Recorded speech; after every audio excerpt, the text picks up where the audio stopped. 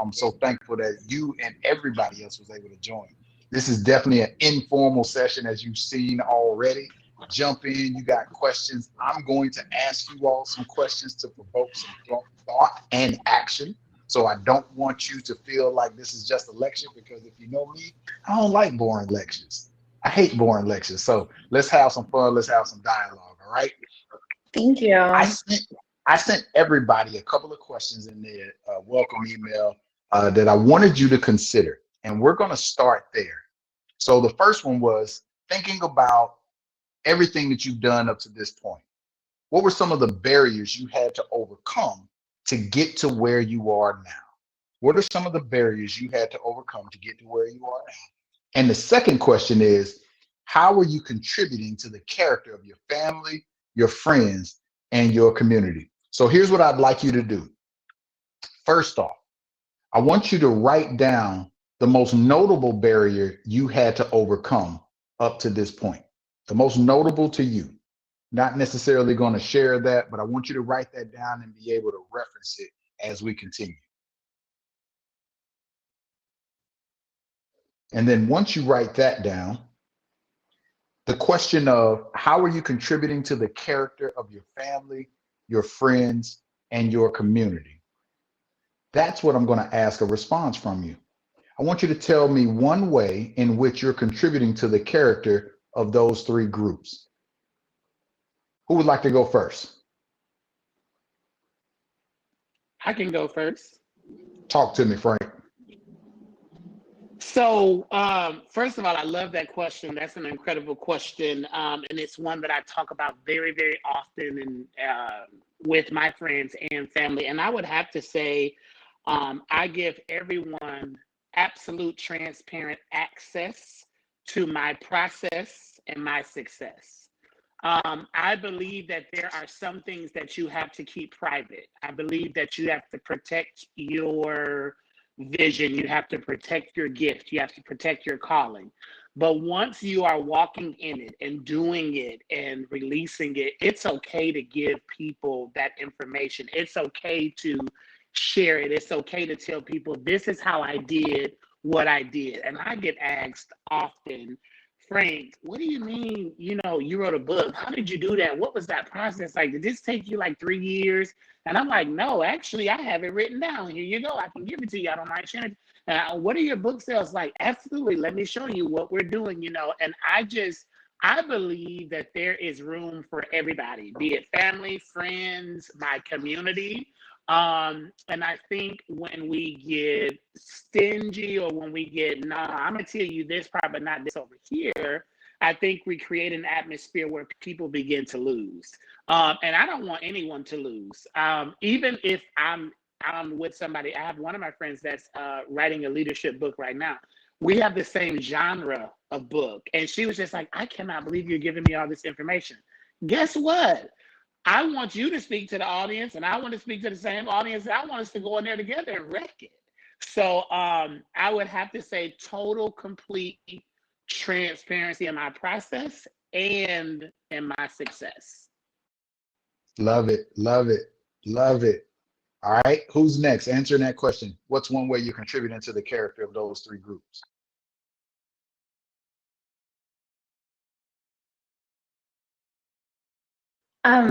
I really loved what Frank just said. I definitely resonated with that. I'm at a point where I'm kind of learning what to share and what not to share. And I love the fact that you said that, because I think the scariest thing is, at least for me, I tend to want to compare myself to others.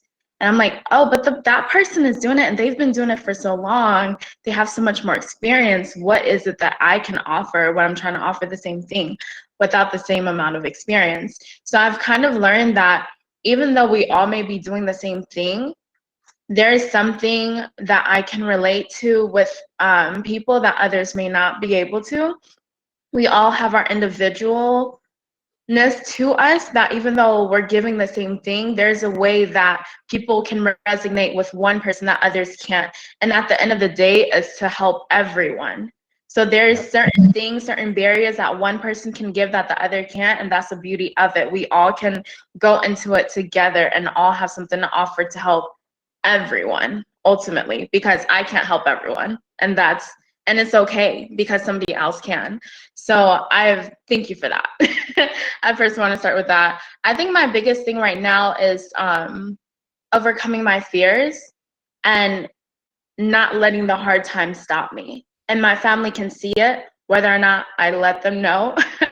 They can see it within, because they know me. They know my character. They know when I'm shutting down.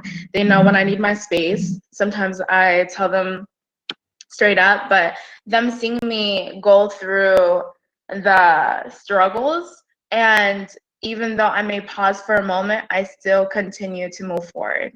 And I think that's helping them a lot, because it's helping them to build faith within themselves ultimately.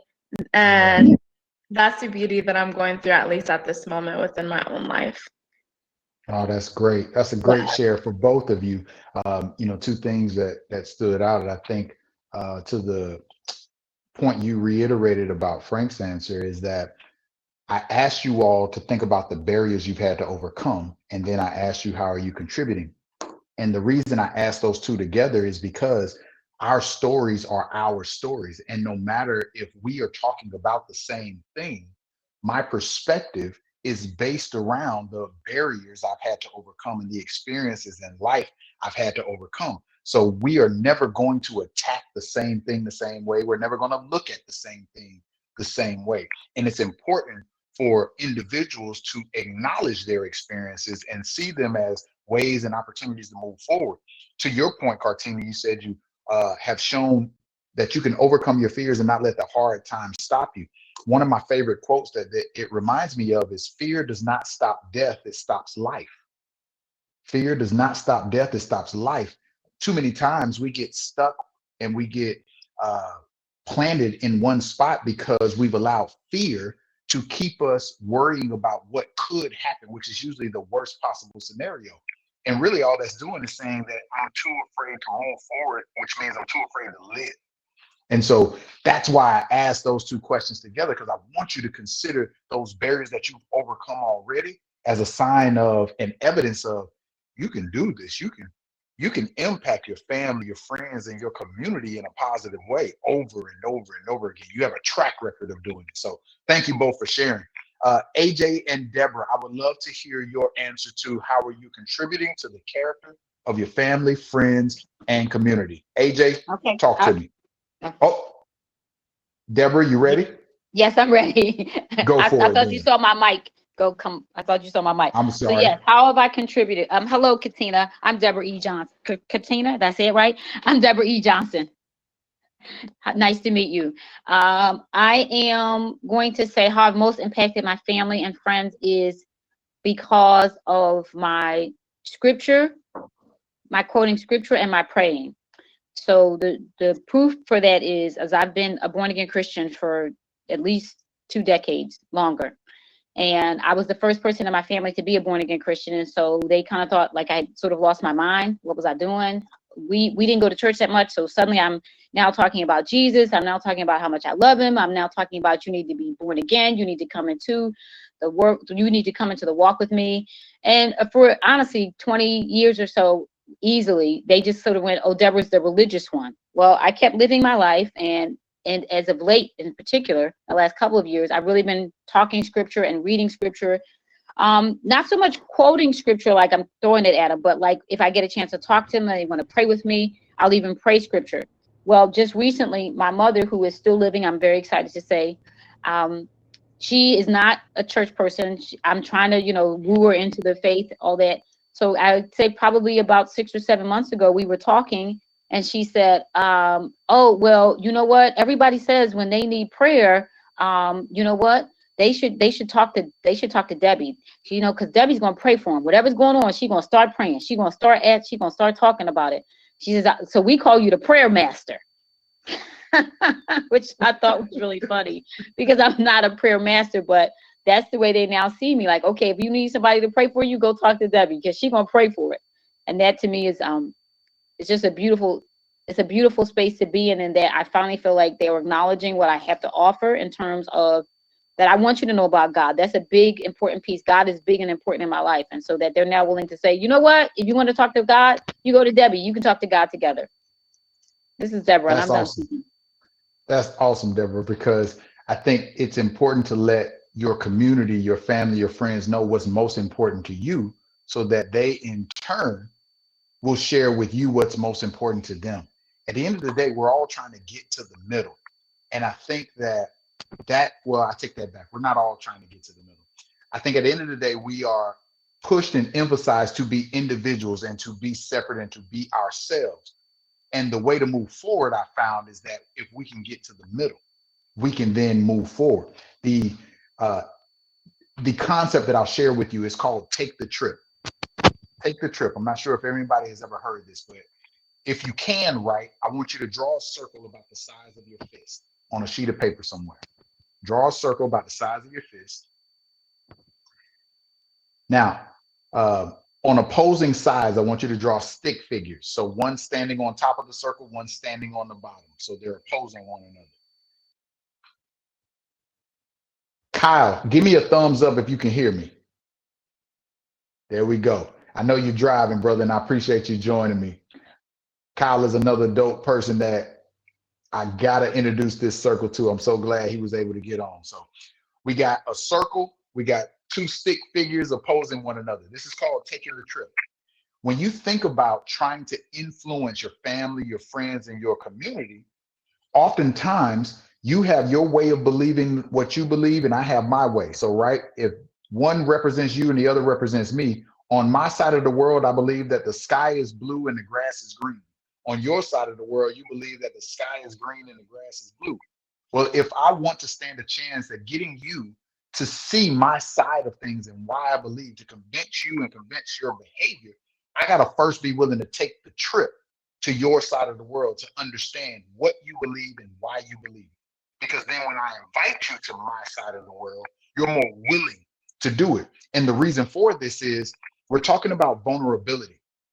No one wants to be vulnerable first. No one wants to share the barriers that they've had to overcome in life. No one wants to share their faults. No one wants to share their trials and tribulations. Not first, but if you think about human interaction, how many times have you found yourself talking with someone who was vulnerable with you first and you almost felt compelled to share a little bit of vulnerability with them? We're talking about humans, people. That's how you move forward. That's how you get to the middle. So again, this conversation is centered around how you can get to the middle using your own journey.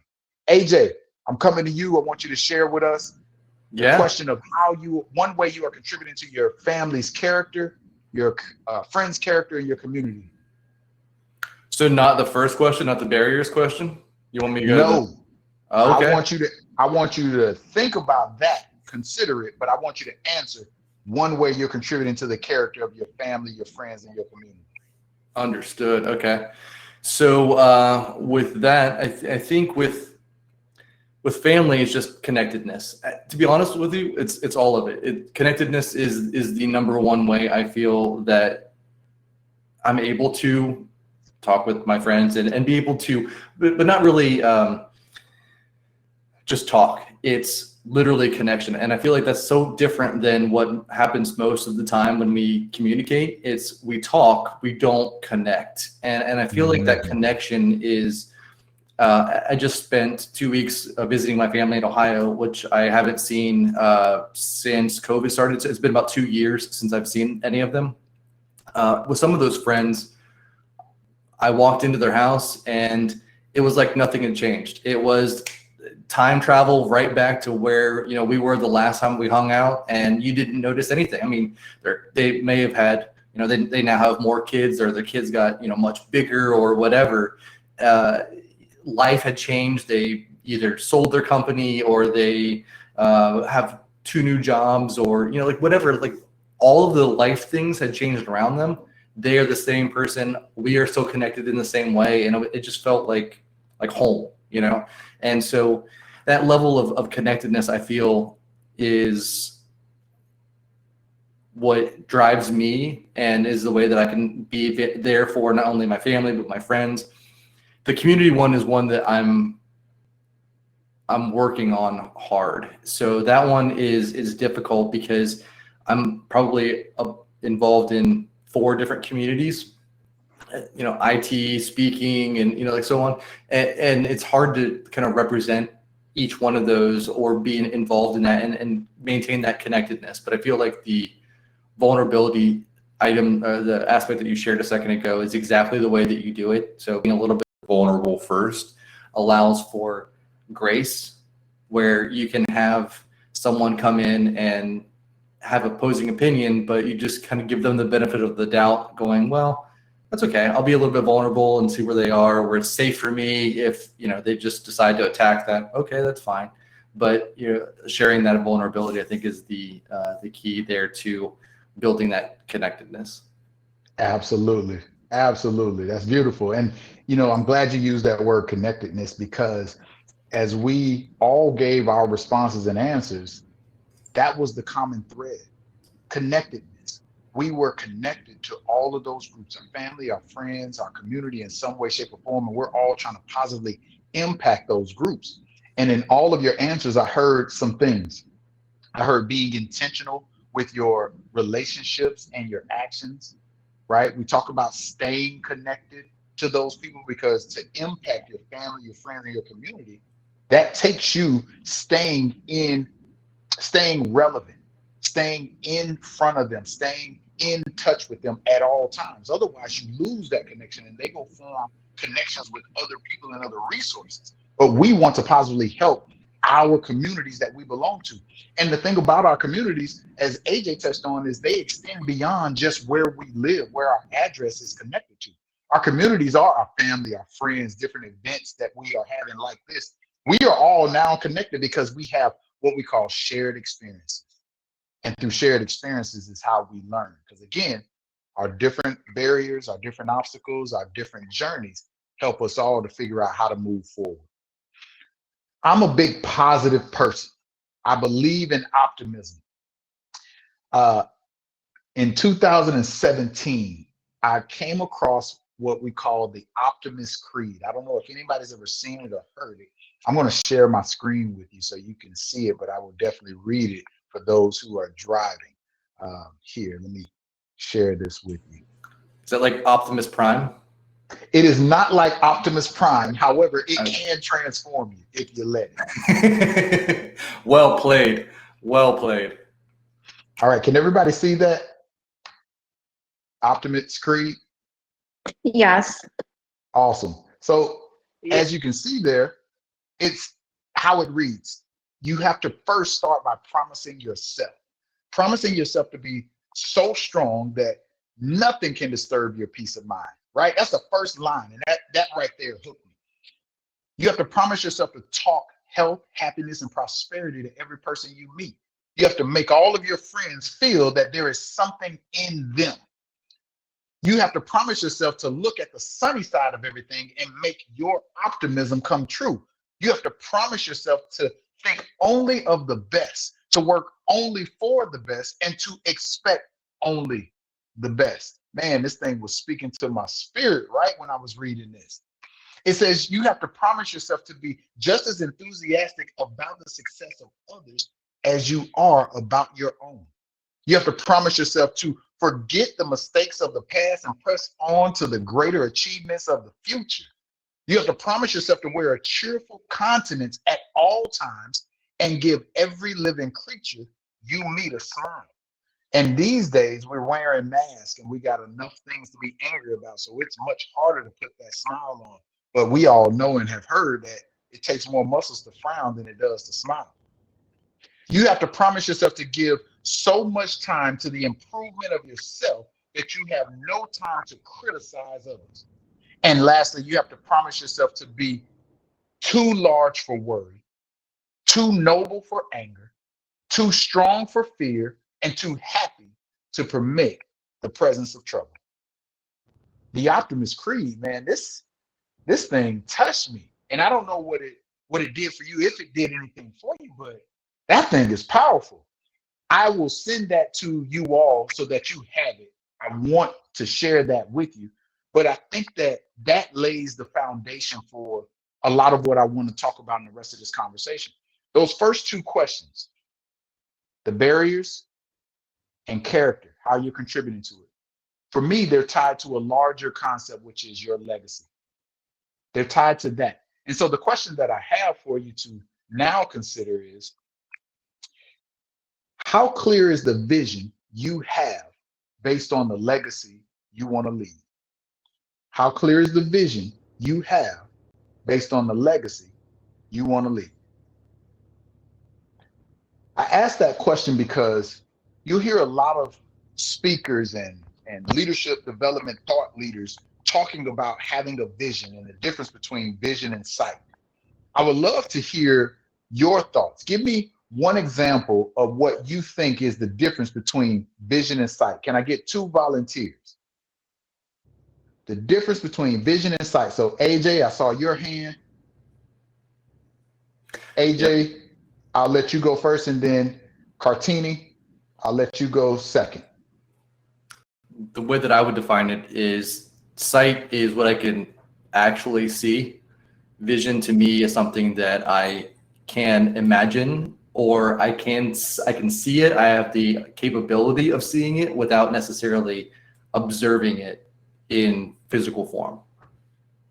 Love it. Love it. Cartini, anything to add to that? I agree with that. Vision, I feel when I think vision, I also think everybody has different visions. Like some of us have 2020 and some of us don't. So that does play a factor as far as perspective, because we can all look at the same thing, but we see something different. So I just wanted to add that to it. Absolutely. I love that. I love that. So, difference between vision and sight.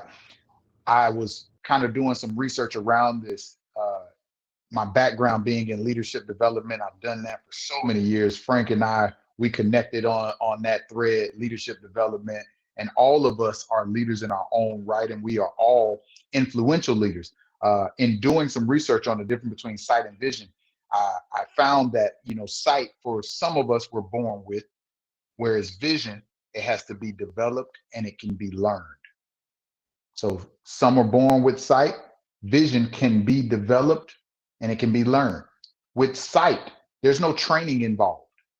When you're born with it, nobody taught you how to see anything. You ever thought about that? Your eyes naturally see whatever your brain tells it to see. Whereas with vision, there's a small percent of people who have learned how to harness vision, the power to be able to see in the future. And some people have harnessed it to where they can see 5, 10, 30 years down the road, whereas others can only see tomorrow.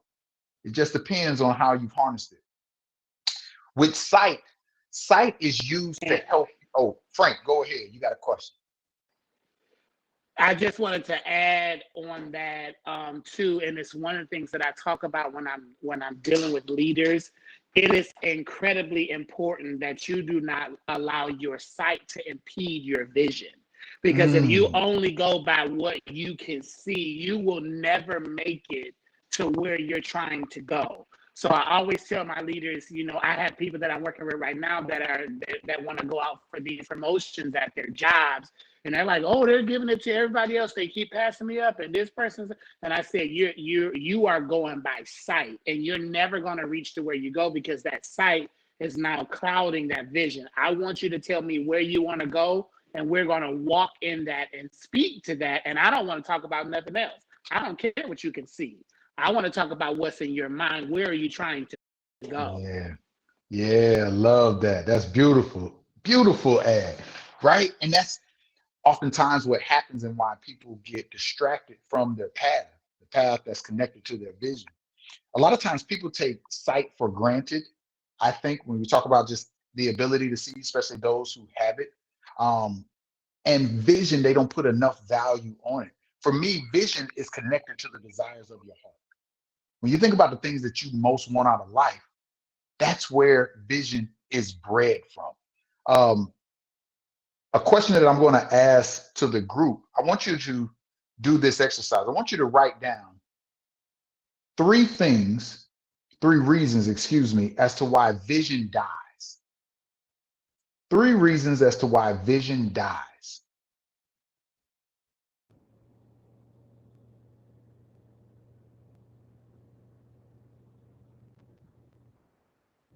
Kyle, I know you're on the road. Your signal probably coming in and out. I hope you're still able to engage with us. Okay, I see a head nod.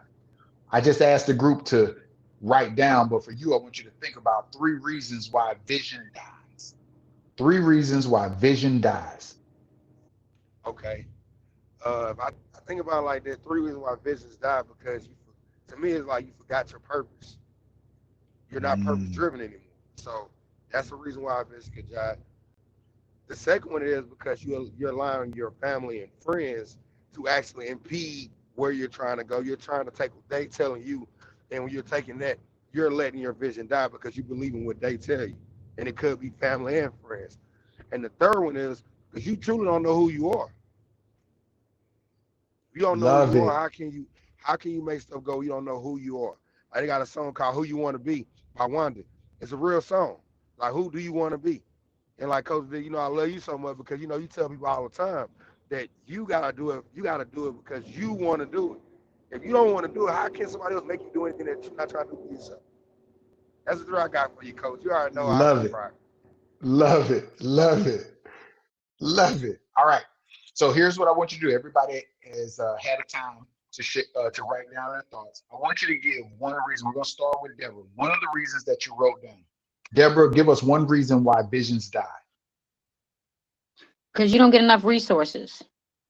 Not enough You get, you resources. get, I have found for all of the things I've said to you that I've been able to accomplish, honestly, I promise you, there's at least 3 or 4 things. For every one thing I've accomplished, there's at least 3 or 4 things that got knocked off the table because I either didn't have the human resources or I didn't have the financial resources. And then it just got lost. So Yep. resources is one of the main things to me. Love it. Frank, one reason. I'm gonna say fear, and Mm, fear on both sides. Fear of not making it, and also fear of the success of making it. yeah. It's Yes, scary. amen. I had to figure that out. I thought it was just the fear of failure. And then at one point, um, thank you for letting me just jump in like that. I talked about being a painter. Well, just recently, when I say recently, probably about a year and a half ago, what really helped me to kind of solidify myself as an artist, as a painter, is I actually applied to try to win, those requests for proposals. I applied to try to win a project Mhm. that was like $500,000. And I listen, I can paint, but I'm not that kind of painter. But it just became clear to me, you know what? You got to really go out there and try it. You got to say, and I was like, and I after I took the time and actually did the application and went over it a gazillion times and figured out that I didn't need any special education. I just need to believe I could do it. I hit the press button. And then Frank, I freaked out because I was like, oh my gosh, what's going to happen if I actually win? Now, I figured the chances of my winning were slim, but I had more chance than the person that didn't hit the submit button, right? Yep. So I hit the submit button, I put my proposal in, Right. and then I flipped out because I was like, oh my gosh, if I win, I'm in trouble. I got to do this, I got to do that. So yes, I do understand. Suddenly it became, I got really fearful because I was like, what if I actually really win? So fear of success is a real thing. Yeah. That happens all the time, right? AJ, give us one reason, and then Cartini, we're going to come to you. I'm going to say sacrifice.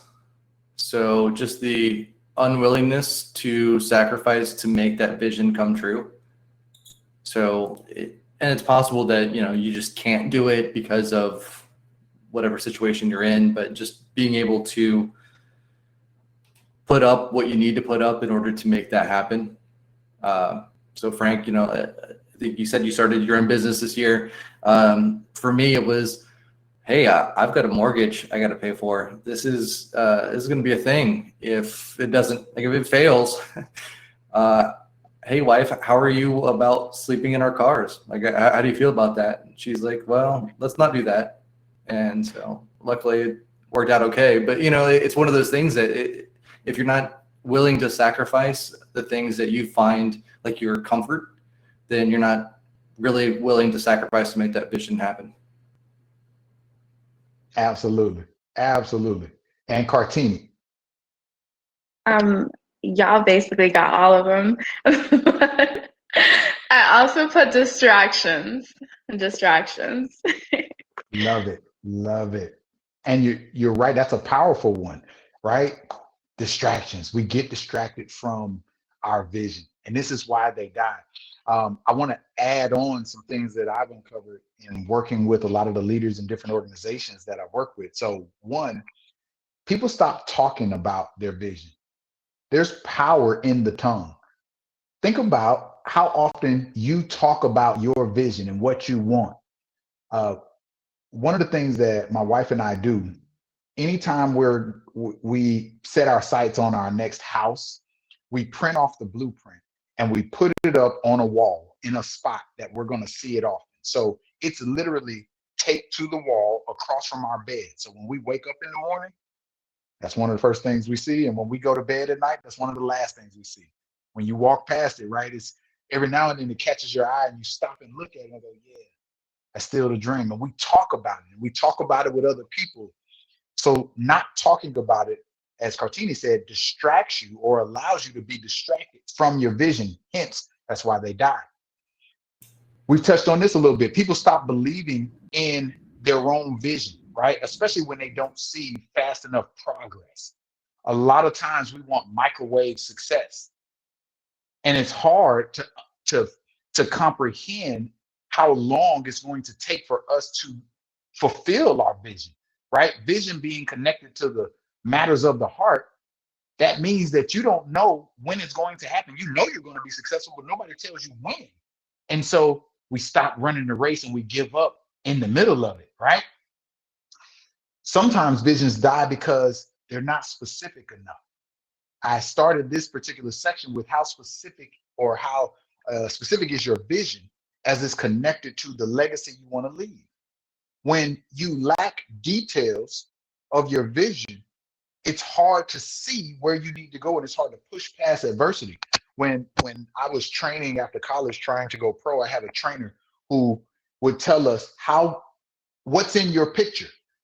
And I'm like, what's in your picture? What do you mean? He said, think about a picture frame. Your picture frame represents your vision and what you see for your life. And you get to put anything in your picture, like Deborah makes art. As an artist, you get to paint your own picture. So what's in it? Is it a house? Is it a car? Is it a family? Is it a business? Is it multiple businesses? Are there people in your picture? Is it small? Is it huge? How big is your picture? Meaning, how specific is it? What do you put in your picture? So if you do nothing else from here, I want you to make a picture frame and I want you to put everything in it that you want and be specific about what you want and then put it somewhere where you can see it. And then the last reason that I found as to why visions die is the vision wasn't correct in the first place, because 9 times out of 10, it belonged to somebody else. You ever been at a point in your life when somebody else told you what you should be doing? And so you pursued that wholeheartedly, but you were never passionate about it. I see head nods. I see some moments happening, right? I remember going after things and it's like, I don't even really want to do this. And I'm going to walk away from it. And that vision died because it was never mine to begin with. I was doing it because somebody else said, that's what you should do. They identify some things in it. So understanding why visions die help you to reaffirm what your vision is. And from that, I built this validity test. As you are thinking about your vision, I got 5 things that you can use to periodically check and make sure that your vision is what it should be. You are on the right path. Here's the first one. These are questions to ask yourself or thoughts to consider. Is your vision future focused? Is your vision future focused? The reason for this is I had a manager once say that in the people he manages, I would rather pull you back than have to push you forward. Your vision has to pull you. Your vision has to pull you forward. You don't want something to push you. And I'll use this analogy. Imagine someone pushing you from behind, especially unexpectedly. Think about what happens to the head when somebody, if they were to push you, if they push you at the top of your shoulders, your head drops. You can't see your vision. If they push you from the small of your back, your head gets thrown back unexpectedly, right? That's that whiplash. But when something's pulling you forward, it always is pulling you from your core, and you're able to keep your head up. You're able to stay focused. So your vision has to be future focused. That makes sense? All right. Let's look at the next one. Good. You like that one, Frank? All right. Here's the next validity test to your vision. Is your vision positive? Is your vision positive? It needs to be positive because there's enough negativity in the world. And we as humans sometimes have this propensity to look for the negative in things. And I often will use the example, when you go to a restaurant and you have a bad experience, how many people do you tell about that bad experience, right? I go to everybody. I'm putting it on Yelp. I want to write a bad review. I want to call the health inspector. I want Frank to come. Hey, you need to check this place out. They got bad service and their food sucked. And you know what? They probably violated. Yes, And I'm statistically, on my way. statistically, I read for every bad experience you have, you're going to tell 12 people. For every good experience you have, you might tell 2. But and that's a might. You might tell 2, but if it's a bad experience, you're going to tell at least 12 people. So That's why you can I don't ask a need bad question? publicity. Can I ask a question about that though, Vic? Go for it. Going into that restaurant, you already have expectations of what you want that experience to be. So if it doesn't hit that, and those are arbitrary and subjective to you, to anybody else that goes in there, because you know you and your wife might go in there, and then my wife and I might go in there, and we have totally different expectations, and yours are way up here, and ours are like, hey, we're out of the house, you know, and like that's just where it's at. And so I always get curious about those things. Like, yeah, it's a negative experience to you, but it's also subjective, and so as long we have to kind of agree on that baseline of what that should be. You're right. That's the middle, right? Where you talk about different people, different perspectives, and how we move forward. But when it's just you thinking about your own vision, right? This is you talking to you. You have to first make sure it's positive, because we naturally look for the bad. We expect bad. We try to catch people doing something wrong, but I'm going to challenge you in your life to catch people doing something right. Call out the positive behaviors, the right behaviors. We look for the wrong naturally, but in your own vision, you have to make sure it's positive, because you're going to encounter so much negativity from others, especially when they hear your vision as you're talking about it and they say that it's not for them. They're too afraid to do something like that, or they have an expectation of what you should be doing. And when your vision goes against that, they're probably going to speak against that. So you need to make sure it's positive from the beginning to make sure that your vision is valid, is my answer to that. But I agree with you, AJ, for sure. And if I can just add this on that, I think it also goes back to that when somebody says something that counter what you think, or if you went to this restaurant, had a great experience, but you read a review that was a terrible experience, you still have got to take that trip, because what happens when I go may be very different. But when we cancel out going all together because of what we read, we are not even giving ourselves the opportunity to have a different outcome. So that take the trip thing is so powerful. I done wrote it down. It's gonna be in my book. Just saying. Frank, I love it. if I hear you say that you don't want to eat at a restaurant, I'm not eating at that restaurant. I don't care what anybody else says. Right. I just want Frank to send us a list of all the restaurants he won't eat at. Yep. Cartini, Frank is a health inspector, is one of his many hats. That's why we said that. Here's the next validity test to your vision to make sure it's the right one. Does it have a responsibility to others? Does it have a responsibility to others? Part of this conversation in the beginning, we started out talking about how you contribute to the character of your community, your family, and your friends. That was intentional. As you think about your vision, does it contribute to those groups? Is there a responsibility to others? Because when it does, and you, one, come up against adversity, two, just get tired along the way, that larger and greater responsibility is what helps to pull you forward. You know that there's more than just you counting on you. I know for me, that's what it did for me, to know that every day my family is looking for me to provide for them is inspiration and motivation enough. And so we have to connect our purpose and our vision to a larger community of people so that it keeps us going and that we will fulfill and live out our goals and our dreams and our aspirations. So you have to ask yourself, does your vision have a responsibility to others? One of my recent posts, if you follow me on social media, I shared, it talked about when we give ourselves a pass as we pursue our goals. It said, okay, this time becomes okay every time. So we have to stop saying that it's okay to do the things that we know we need to do. Okay, this time becomes okay every time. We often will do that with ourselves. We give ourselves that kind of a pass, like, I know I said I was going to get up early to work out, but it's okay. I'll do it tomorrow. I know I said that I was going to contact 12 people and tell them about my event, but it's okay. I'll contact them tomorrow. Every time we say okay this time, it turns into okay every time, and we continue to give ourselves a pass. But let it be somebody else. We hold other people's feet to the fire. We don't give them that same level of permission, right, and grace. With other people, it's, no, you said you were going to do it. You need to do it. So we have to apply some of those same principles to ourselves. We have that greater responsibility on our vision. That's what encourages us to do that. All right. Here's number 4, and then we'll give you 5 as far as your validity test. Your purpose has to require you to be active.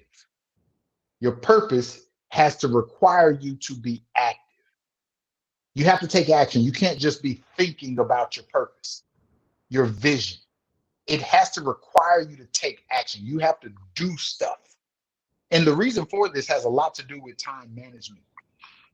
When you make a list of to-do things and you check them off as you go, right, it releases those endorphins and those feel-good feelings in your mind to keep you going. And so when your vision requires action and you accomplish steps, you feel good about continuing on the path and on the journey for your vision. So your vision has to require you to be active. And what you're in essence doing is you're creating a system for success. Think about a car. After you put the key in the ignition or push the start button, it doesn't need you to run. Those parts do what they do because a system has been built to keep a car going and moving. Your life and your vision, you have to create systems that once you activate a button, they go. That's where my man AJ, as you talk about, automation, that's what automation does for us. So think about your life in ways like a system does. Think about your vision and system. Your vision has to require action so that you put systems in place to keep you moving forward. You'll be able to overcome a lot of the adversities that come your way. And then the last validity test. Your vision, for your vision, you need to have a plan of execution. You must have a plan of execution. So the vision requires you to take action, but if you don't know what acts to take, you'll oftentimes find yourself getting up early, looking at a computer, doing nothing. So you got to have a plan of action. It's great to get up early, but what are you going to do when you get up early? And what does 7 to 8 a.m. look like? How do you use your 24-hour clock? And that's the other piece too. Cartina, you mentioned this when you first came in the room. Sometimes we compare ourselves to others. I hear a lot of, you got to be this grinder, this hustler. You got to get up at 4 a.m. I love ET, right? I get up at 4 a.m. every day, right? All that stuff is great.